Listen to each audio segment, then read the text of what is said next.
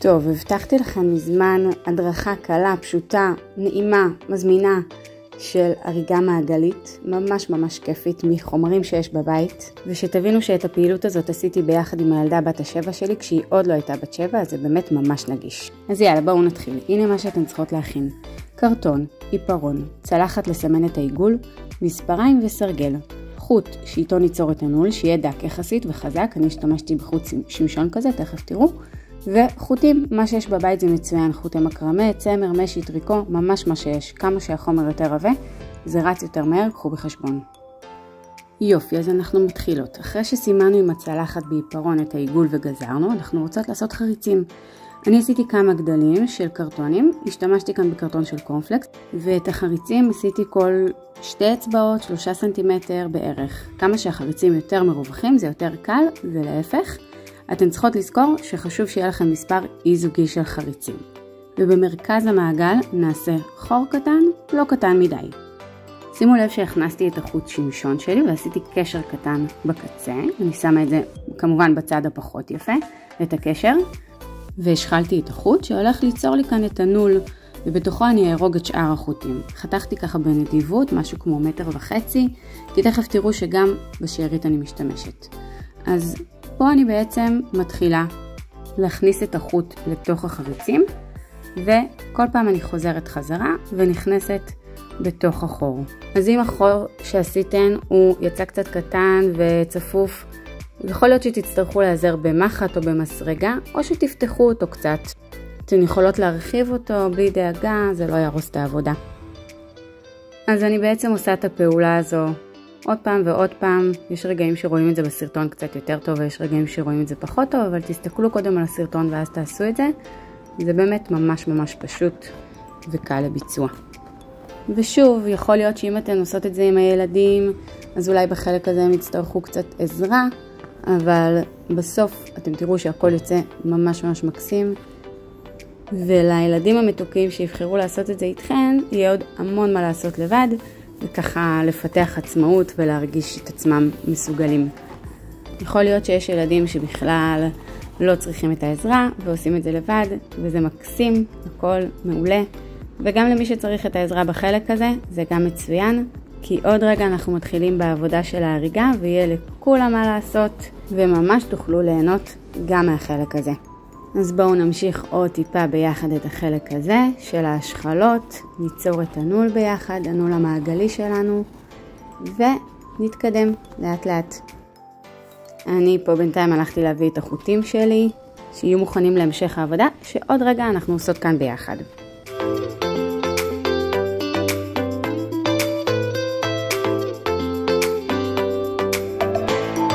והנה סיימתי את החלק הראשון. עכשיו תראו מה אני עושה. אני לוקחת את השארית, דואגת שהיא נשארת לי ככה מקדימה, ואני מתחילה לשזור אותה, להרוג אותה בעצם בתוך העבודה, פעם אחת למטה, פעם אחת למעלה. או שאתם יכולות פשוט להכניס רק למטה ולדלג אחד. אוקיי, אני מכניסה למטה, מתחת לחוט, מדלגת אחד. עוד רגע תראו את זה יותר בבירור. כל כמה פעמים כאלה אני מותחת את החוט שלי, לא מותחת מדי, מותחת ככה במידה כדי שהוא יהיה מסודר ושטוח.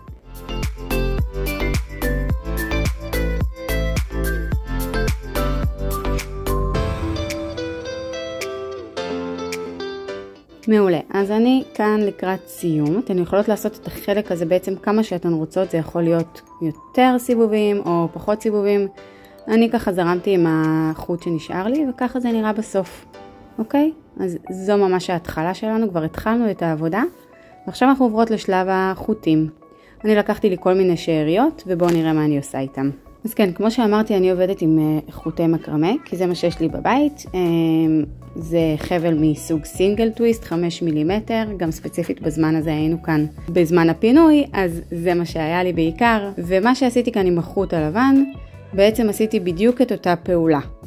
חתכתי לי מראש ככה חבל די ארוך, באזור 1 מטר, ואני עושה כמו שאתן רואות, אחד מתחת לחוט, ואחד מעל, זאת אומרת מדלגת על אחד מתחת, מעל מתחת, מדלגת על אחד מתחת, וממשיכה ככה.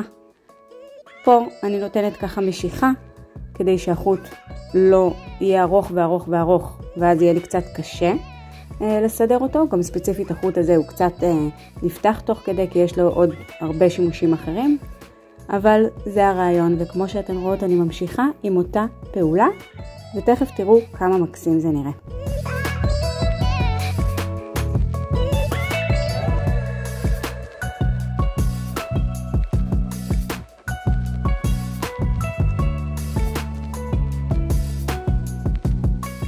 מה שעוד ממש כיף זה שהפעולה הזאת כל כך פשוטה וכל כך נעימה, ולראות ילדים ככה נכנסים לקצב הזה, לריתמוס הזה, ועושים את זה וחווים שם איזושהי הצלחה וחוויה נעימה, וגם בשבילנו זה ממש מדיטציה, אז זה ממש כיף.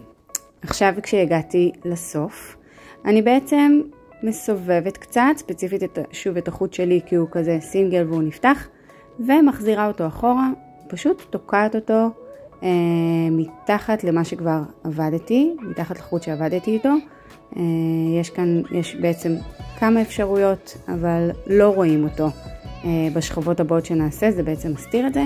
אז אתם יכולות לראות מה אני עשיתי כאן, בעצם חזרתי איתו אחורה והכנסתי אותו מתחת לחוט.